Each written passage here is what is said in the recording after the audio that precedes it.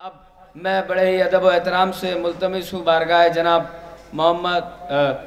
جناب قبلہ و قبال حاج مولانا سید سمر زیدی صاحب سے کہ وہ آج کے اس تاریخ پہ چند لمحات روشنی ڈالے۔ اعوذ باللہ من الشیطان الرجیم، بسم اللہ الرحمن الرحیم، الحمدللہ الذی ہدانا لہذا وما كنا لنهتدي لولا ان هدانا الله لقد جاءت رسل ربنا بالحق والصلاة والسلام على اشرف الانبیاء والمرسلین خاتم النبیین رحمت للعالمین محبوب رب المشرقین والمغربین جد الحسن والحسین ابو القاسم محمد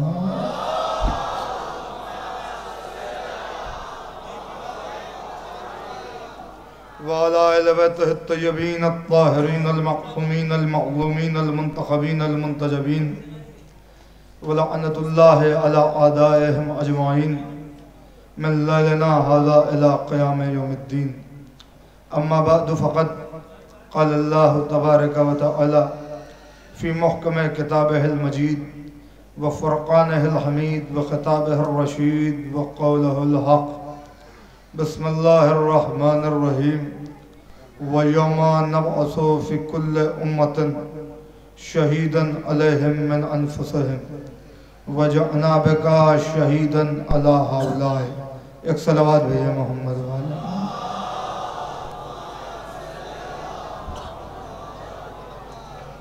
اللہ نے گرام قدر برادران ملت، ارباب ولا، ارباب فہم، ارباب دانش، ارباب ذکا، مختصر آپ کی خدمت میں تقریر کرنی ہے۔ بہت زیادہ دیر میں آپ کے اور شعراء کرام کے درمیان حائل نہیں رہنا چاہتا، اور ہوشیار خطیب بھی وہی ہے جو محفل میں مختصر ہی بیان کرے تو غنیمت ہے۔ اس کے بعد ماشاءاللہ آپ ایک کے بعد ایک شعراء کرام کو سماعت فرمائیں گے۔ میں نے قرآن مجید کے سورہ نحل سے ایک آیت کی تلاوت کا شرف حاصل کیا ہے۔ آیت سنیں، آیت کا ترجمہ سنیں، اور سرکار رسالت باپ کی عظمت کے سلسلے میں چند فقرے سنیں، اب تقریر تمام ہو جائے گی۔ ارشاد ہوتا ہے سورہ نحل میں کہ وَيَوْمَ نَبْعَثُ فِي كُلِّ أُمَّةٍ شَهِيدًا عَلَيْهِمْ مِنْ أَنفُسِهِمْ۔ اللہ اپنے مقاصد اور مطالب کے ترجمان اپنے حبیب کو مخاطب کر کے کہہ رہا ہے کہ قیامت کے دن ہم تمام نبیوں کو ان کی امتوں کا گواہ بنائیں گے۔ یہ قرآن کی آیت ہے، قرآن ہے، میرا اپنا کوئی بیان نہیں ہے، اور میں گھر سے کوئی روایت لے کے نہیں آیا ہوں، قرآن کی آیت ہے۔ قرآن ایک فیصلہ کر رہا ہے کہ قیامت کے دن میرے حبیب ہم تمام نبیوں کو ان کی امتوں پر گواہ بنائیں گے۔ وَجَعْنَا بِكَ شَهِيدًا عَلَى هَؤُلَاءِ، اور حبیب اسی قیامت کے میدان میں ہم تمام نبیوں پر آپ کو گواہ بنائیں گے۔ دیکھیں بہت توجہ ہے، یعنی اتنا تو سمجھ میں آیا کہ آدم سے لے کر کے حضرت عیسیٰ علیہ السلام تک تمام انبیاء اپنی اپنی امتوں کے گواہ، اپنی امتوں کے گواہ، یعنی آدم جب اپنی امت کے بارے میں گواہی دیں گے تو روز قیامت، روز محشر، یعنی ڈے آف ججمنٹ ہے، فیصلے کا دن ہے۔ اس دن سب کا فیصلہ ہوگا، ہر امت کا فیصلہ ہوگا۔ تو آدم اپنی امت کے بارے میں گواہی دیں گے تو ان کی امت جنت میں جائے گی، نوح اپنی امت کے بارے میں گواہی دیں گے تو ان کی امت جنت میں جائے گی، ابراہیم اپنی امت کے بارے میں گواہی دیں گے تو ان کی امت جنت میں جائے گی۔ یعنی امت کے جتنے افراد کے بارے میں آدم سے لے کے عیسیٰ تک ہر نبی گواہی دے دے گا کہ ہاں اس نے میری بات کو سنا، میری بات کو تسلیم کیا، میری بات کو مانا، جو میں نے کہا اسے اس نے قبول کیا، تو وہ جنت میں جائے گا، ورنہ جنت میں نہیں جا پائے گا۔ اللہ فیصلہ کر رہا ہے کہ قیامت کے دن آدم سے لے کے عیسیٰ تک اس بات کے حاکم ہوں گے کہ وہ اپنی امتوں کے بارے میں گواہی دیں گے تو وہ جنت کے دروازے پر پہنچیں گی، مگر آدم سے لے کے عیسیٰ تک تمام انبیاء ہمارے سرکار کو دیکھ رہے ہوں گے کہ جب ہمارے سرکار ان کے بارے میں گواہی دے دیں گے کہ ہاں آدم نے اپنا مقصد پہنچا دیا، نوح نے کار رسالت انجام دیا، ابراہیم نے تبلیغ کا حق ادا کر دیا، موسیٰ نے فرعون کو مسمار کر دیا، عیسیٰ نے تبلیغ کے حق کو ادا کیا، تب یہ انبیاء جنت میں جائیں گے۔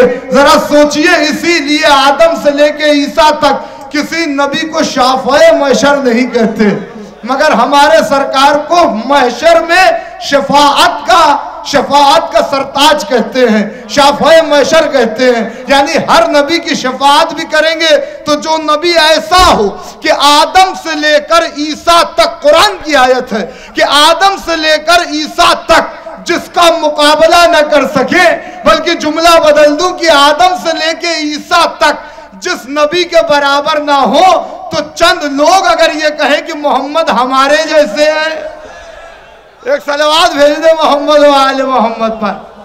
اور کیا یہاں پر مولا آپ کو سلامت رکھے۔ میں نے کہا بہت لمبی چوڑی تقریر نہیں کرنی، ایک جائزہ لینا، ماشاءاللہ پڑھے لکھے حضرات ہمارے بھائی بیٹھے ہوئے، اور یہ یقیناً اس پلیٹ فارم سے بات نہیں ہوگی تو کہاں سے ہوگی؟ اسی پلیٹ فارم سے بات ہوگی۔ دیکھیے، سرکار رسالت مآب کی عظمت کو بیان کیا کہ قیامت کے دن تمام انبیاء پر ہم آپ کو گواہ بنائیں گے۔ اب ذرا سا غور کر لیں آپ، دیکھیے حفظ مراتب کا خیال رکھا ہے اللہ نے قرآن مجید میں۔ پہلے صاحب کتاب کا ذکر کیا، پہلے کتاب کا تذکرہ نہیں کیا، پہلے صاحب کتاب کا ذکر کیا، یعنی جس پر کتاب نازل ہوئی، سمجھ رہے ہیں آپ؟ اس کے بعد کتاب کا تذکرہ کیا، یعنی اللہ نے بتایا کہ ذکر جب کرنا ہو تو پہلے محمد کا ذکر کرو، بعد میں قرآن کا تذکرہ کرو، ورنہ قرآن کی آیتوں کو دھو کے بھی پی جاؤ گے تو وہ تمہیں کوئی فائدہ نہیں پہنچائیں گی۔ اگر عظمت محمد تمہارے دل میں نہیں ہے، اگر عظمت اہل بیت تمہارے دل میں نہیں ہے، لہذا اب آگے بڑھی آیت وَنَزَّلْنَا، پڑھے لکھے افراد بیٹھے ہوئے یا میرے سامنے حفاظ بھی تشریف فرمائے، محبوب انصاری صاحب جہاں بھی بیٹھے ہوئے سنیے، وَنَزَّلْنَا عَلَيْكَ الْكِتَابِ تِبْيَانًا لِكُلِّ شَيْءٍ، بہت توجہ رکھیے گا، پڑھا لکھا مجمع میرے سامنے، وَنَزَّلْنَا عَلَيْكَ الْكِتَابِ تِبْيَانًا لِكُلِّ شَيْءٍ، پہلی صفت بیان کی۔ میرے حبیب، یہ جو کتاب ہم نے آپ پر نازل کی ہے، اس میں ہر شے کا کھلا بیان ہے، کچھ ڈھکا چھپا نہیں ہے۔ وَلَا رَدْبٍ وَلَا يَابِسٍ إِلَّا فِي كِتَابٍ مُبِينٍ، ہر خشک و تر ہم نے اس قرآن میں جمع کر دیا، سب کچھ، سارا علم اس قرآن میں موجود ہے۔ آگے کیا کہا؟ وَهُدًا، یہ کتاب ہدایت ہے، وَرَحْمَتًا، یہ کتاب رحمت ہے، وَبُشْرَا، یہ کتاب بشارت ہے، لِلْمُسْلِمِينَ، اس سے میں فائدہ اٹھاؤں گا آگے چل کے، لِلْمُسْلِمِينَ، کس کے لیے؟ سب کے لیے نہیں، مسلمانوں کے لیے۔ یعنی کتاب کا ذکر کیا اور چار صفتیں بیان کی۔ اب اللہ عادل ہے، جب اللہ عادل ہے تو اس کے عدل کا تقاضا یہ ہے کہ وہ جب تک صاحب کتاب کو کتاب کے برابر نہ کرے تب تک کہ بات پوری ہو نہیں سکتی۔ چار صفتیں اللہ نے اس آیت میں قرآن کی بیان کی کہ میرے حبیب جاگیے گا، بہت توجہ رکھیے گا، بیدار رہیے گا۔ میرے حبیب، جو کتاب ہم نے تم پر نازل کی اس میں ہر شے کا علم موجود ہے، پہلی بات۔ دوسری صفت کیا ہے؟ ہدایت ہے۔ تیسری کیا ہے؟ رحمت ہے۔ چوتھی کیا ہے؟ بشارت ہے۔ اب جب تک ان چار صفتوں میں اللہ اپنے حبیب کو قرآن کے برابر نہیں کرے گا، اس کا عدل ظاہر نہیں ہوگا، اس کی عدالت ظاہر نہیں ہوگی۔ تو بھائی قرآن کے لیے پہلی بات کیا کہی کہ وہ نزلنا علیکل کتاب تبیانا لکل شیء، ہم نے اس کتاب میں ہر شے کا بیان کھلا رکھ دیا ہے، یعنی اس میں ہر چیز کا علم موجود ہے۔ تو اب سرکار رسالت مآب کے لیے کیا کہا؟ اٹھائیے قرآن، اعلان ہوا وَعَلَّمَكَ تَكُنْ تَعْلَمُ، میرے حبیب ہم نے آپ کو ہر شے کا علم دے دیا۔ ارے میں کیا کہہ رہا ہوں؟ میں قرآن کی مانوں یا ان لوگوں کی مانوں کہ جن کا نظریہ یہ بن گیا ہے کہ وہ کہتے ہیں کہ محمد بے پڑھے لکھے تھے، انہیں علم نہیں تھا؟ قرآن تو کہہ رہا ہے کہ ہر شے کا علم سرکار رسالت مآب کو دے دیا گیا۔ ارے میں کیا عرض کر رہا ہوں؟ وَعَلَّمَكَ تَكُنْ تَعْلَمُ، میرے حبیب ہم نے آپ کو ہر شے کا علم عطا کر دیا، ہر شے کا علم دے دیا۔ یعنی پہلی صفت میں قرآن اور مصطفیٰ دونوں برابر ہو گئے نا؟ وَہُدًا، قرآن کی دوسری کوالٹی، دوسرا ورچو، دوسری صفت، دوسری خاصیت یہ ہے کہ قرآن ہدایت ہے۔ کیا ہے؟ ہدایت ہے۔ اٹھائیے سورہ دہر، اِنَّا هَدَيْنَاهُ السَّبِيلَ اِمَّا شَاكِرًا وَإِمَّا كَفُورًا، تم تک محمد کی شکل میں ہدایت آ چکی ہے، ہدایت آ چکی ہے۔ پتہ چل گیا کہ دوسری صفت میں بھی قرآن اور مصطفیٰ برابر ہو گئے۔ قرآن بھی ہدایت، سرکار رسالت مآب بھی ہادی، دو صفتوں میں برابر ہو گئے۔ تیسری صفت وَالرَّحْمَتً، یہ کتاب رحمت ہے۔ کیا ہے؟ یہ کتاب رحمت ہے۔ سرکار کون ہے؟ وَمَا أَرْسَلْنَاكَ إِلَّا رَحْمَةٌ لِلْعَالَمِينَ، سرکار دو عالم بھی رحمت۔ ارے فیصلہ ہو رہا ہے بھائی، تین صفتوں میں قرآن اور مصطفیٰ برابر ہوئے۔ قرآن میں ہر شے کا علم، سرکار کو ہر شے کا علم دے دیا گیا۔ قرآن ہدایت، سرکار ہادی۔ قرآن رحمت، سرکار رحمت۔ اب قرآن ہے چوتھی صفت میں بشارت۔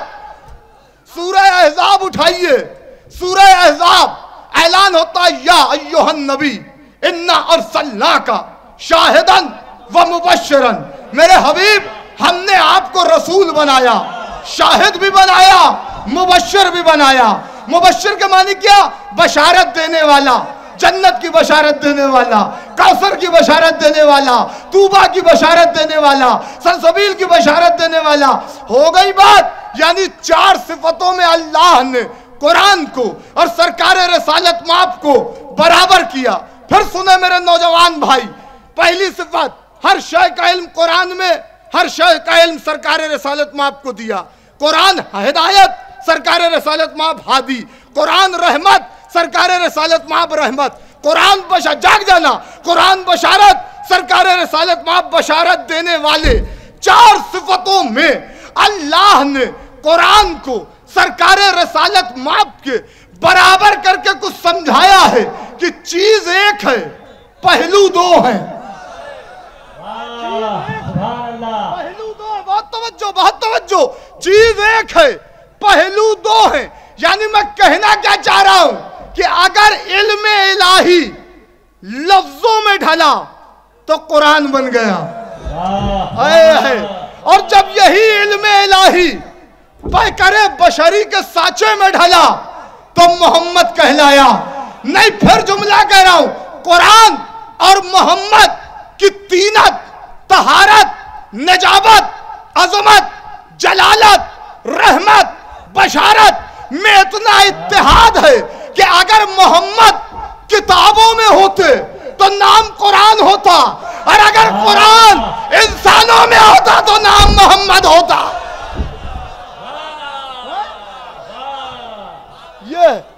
یہ منزل ہے۔ بس تقریر تو اب تمام ہو گئی، ماشاءاللہ بہت خوبصورتی سے آپ نے سن لیا۔ میں شورائے کرام کے لیے صرف ایک زمین ہموار کر رہا ہوں، ایک ماحول پیدا کر رہا ہوں۔ ذرا سا غور کیجئے گا، چار صفتوں میں قرآن اور سرکار رسالت مآب کو برابر کیا۔ اب تک آپ بھی سن رہے تھے، میں بھی پڑھ رہا تھا، مگر اب میں کچھ بات الگ کرنے لگا ہوں۔ آپ غور کریں گے، ماشاءاللہ پڑھے لکھے افراد بیٹھے ہیں، مجلسیں سنتے رہتے ہیں۔ علی کا चाहने वाला मुस्तफ़ा का जानेसार अनपढ़ तो हो सकता है, जाहिल नहीं हो सकता। क्या बात है, जिंदाबाद। समझ रहे हैं? यहाँ जहालत को सो दूर है। जाहिल वो होगा जिसका क़िबला अबू जहल होगा, है, मगर जिसका ताल्लुक मदीनतुल इल्म से होगा, बाबुल इल्म से होगा, वो जाहिल नहीं हो सकता। बहरहाल 4 सिफतों में कुरान और सरकार रिसालत माप बराबर हो गए। अब मैं इसके लिए क्या करूं? अगर अल्लाह अपने मोहम्मद को अपने कुरान से बढ़ा दे। देखिए अभी कुछ लोगों ने सुभान अल्लाह कहा है, सब नहीं कर रहा हूं। जब तक मैं सबसे नहीं बुलवाता मैं छोड़ता नहीं, ना मिंबर छोड़ता हूं ना स्टेज छोड़ता हूं, बुलवाऊंगा तो सभी से। अब इसके लिए क्या किया जाए कि अगर अल्लाह अपने हबीब को अपने कुरान से बढ़ा दे, भाई कुरान भी उसी का है, रसूल भी उसी का है, हमारे जैसे छोटे लोग क्या दखल दे? भाई कुरान क्या है? सर उठाइए, अभी मैंने आयत पढ़ी थी ना, वह हुदन व रहमतन व बुशरा लिल मुस्लिमीन। कुरान बशारत है, हिदायत है, रहमत है, मगर सबके लिए नहीं, सिर्फ मुसलमानों के लिए है। क्या फैसला है? कुरान बशारत है, कुरान रहमत है, मगर सबके लिए नहीं, सिर्फ मुसलमानों के लिए। मगर मोहम्मद कौन है? वमा अरसलनाका इल्ला रहमतुल लिल आलमीन। एक बुलंद तरीन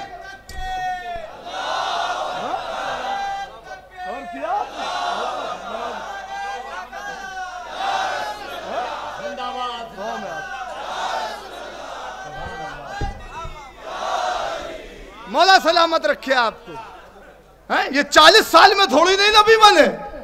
ये हमारा अकीदा थोड़ी नहीं कि 40 साल में ईसा माँ की गोद में आके बोले कि इन्नी अब्दुल्ला आतानियल किताब। हमें कुरान से बड़ी कोई सरकार रिसालत माप की सीरत की किताब होगी? कुरान से बड़ी कोई किताब नहीं है, क्योंकि जितनी किताबें लिखी गई वो सरकार की जिंदगी के बाद लिखी गई। मैं क्या कह रहा हूं?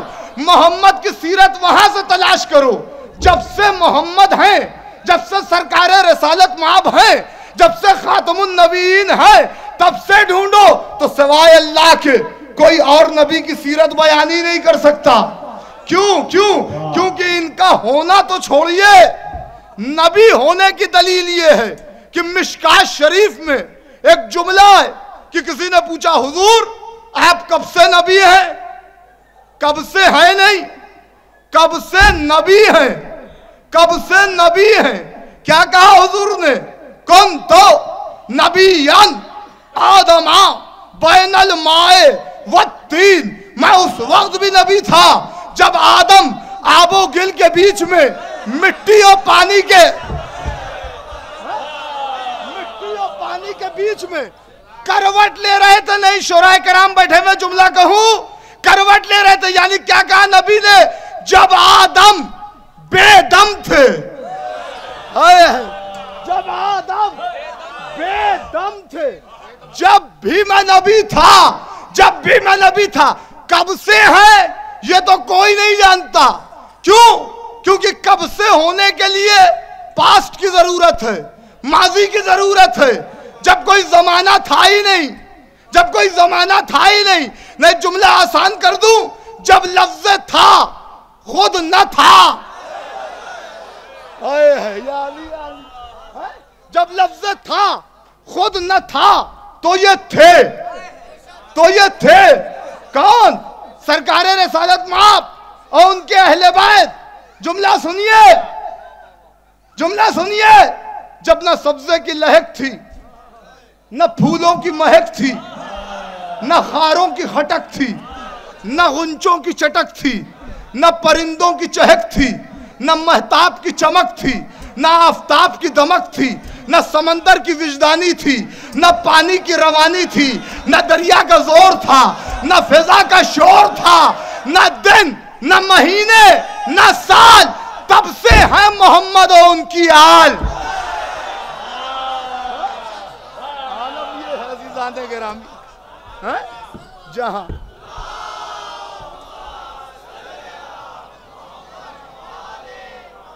तब से है सरकार रसालत माफ। है कोई क्या समझेगा इनके मर्तबे को, इनके रुतबे को, इनकी अजमत को, इनकी जलालत को। ये वाहिद खानदान है, वाहिद खानदान। यहां हमारे दाइश पर इस वक्त बहुत से उलमा बैठे हुए हैं, मुख्तलिफ मकातब फिक्र से ताल्लुक रखने वाले, सब जानते हैं कि यह वाहिद खानदान है। कोई खानदान आपको ऐसा नजर नहीं आएगा जहां तरक्की और तनज़्ज़ुली का गिराफ यकसा नजर आए, ज़िगज़ैग होता है ऊपर नीचे। यानी क्या मतलब, दादा कमिश्नर है तो जरूरी नहीं कि पोता भी कमिश्नर हो।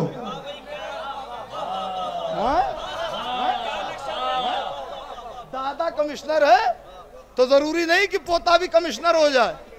पोता कहीं प्यून भी हो सकता है, चपरासी भी हो सकता है। बाप मजिस्ट्रेट है तो जरूरी नहीं कि बेटा भी मजिस्ट्रेट हो जाए, कुछ भी हो सकता है। मगर यह वाहिद खानदान है जहां अव्वल से लेकर आखिर तक सब एक हैं, क्योंकि नबी ने कहा अव्वल ना मोहम्मद व औसत ना मोहम्मद व आखिर ना मोहम्मद व कुल्लु ना मोहम्मद। हमारा अव्वल भी मोहम्मद, हमारा दरमियान का भी मोहम्मद, हमारा आखिरी भी मोहम्मद, हम कुल के कुल मोहम्मद। ये अल्लाह ने इंतजाम इसलिए किया कि हर नबी के जाने के बाद उसकी सीरत को बदल दिया गया, उसकी सूरत को बदल दिया गया, उसकी किताब को बदल दिया गया। क्योंकि आदम के बाद कोई आदम जैसा नहीं था, नूह के बाद कोई नूह जैसा नहीं था, इब्राहिम के बाद कोई इब्राहिम जैसा, क्या सुन रहे हो रायपुर वालों, मूसा के बाद कोई मूसा जैसा नहीं था। लिहाजा तौरेत बदली, ज़बूर बदली, इंजील बदली, मगर कुरान आज तक ना बदल सका, क्योंकि मोहम्मद के बाद मोहम्मद जैसे मौजूद हैं। मोहब्बत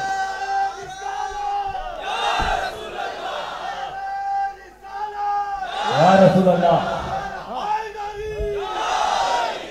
बस खत्म हो रही है तकरीर।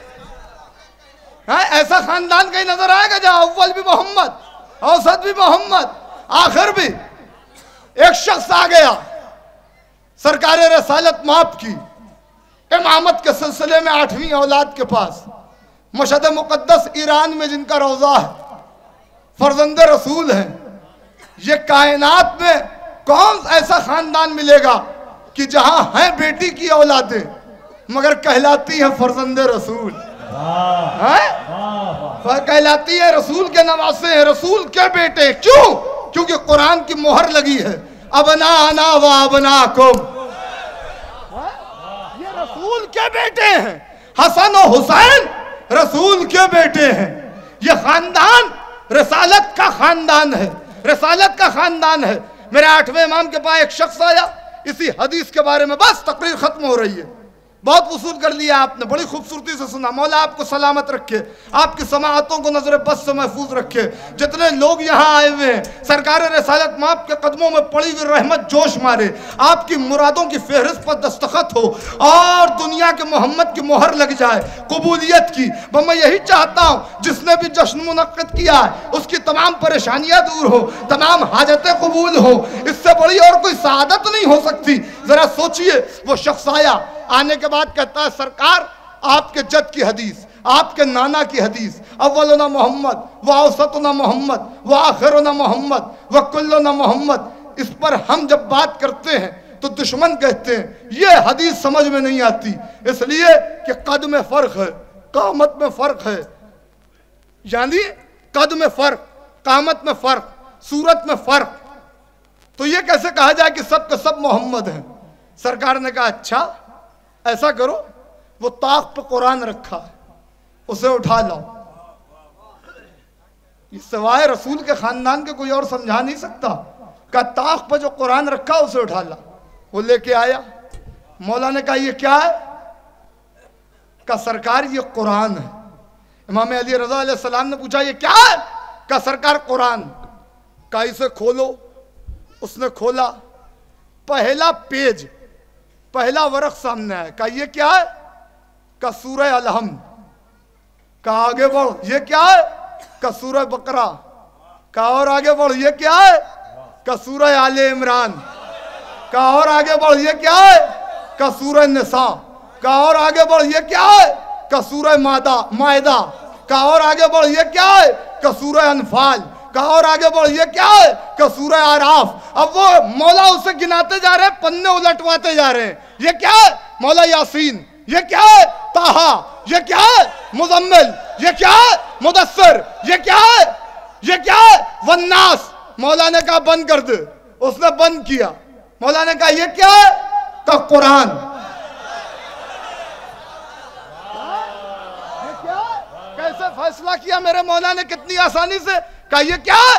کہا قرآن. کہا عجیب بات کرتا ہے, کبھی کہتا قرآن, کبھی کہتا الحمد, کبھی کہتا بقرہ, کبھی کہتا یاسین, کبھی کہتا طٰہٰ, کبھی کہتا مزمل, کبھی کہتا والناس. کہا مولا اصل میں مسئلہ یہ ہے کہ جب تک الگ الگ کر کے دیکھا, ہو گئی تقریر بھائی, ہو گئی. جب تک الگ الگ کر کے دیکھا, کہیں الحمد نظر آیا, کہیں طٰہٰ نظر آیا, کہیں مزمل نظر آیا, کہیں مدثر نظر آیا, اور جب سب کو ملا کے دیکھا تو صرف اور صرف قرآن نظر آیا. کہا بھئی یہی ہماری بھی حقیقت ہے. ہمارا نور ایک جگہ جمع ہو جائے تو محمد نظر آئیں گے. الگ الگ کر کے دیکھے گا, کہیں علی نظر آئیں گے, کہیں حسن نظر آئیں گے, کہیں حسین نظر آئیں گے.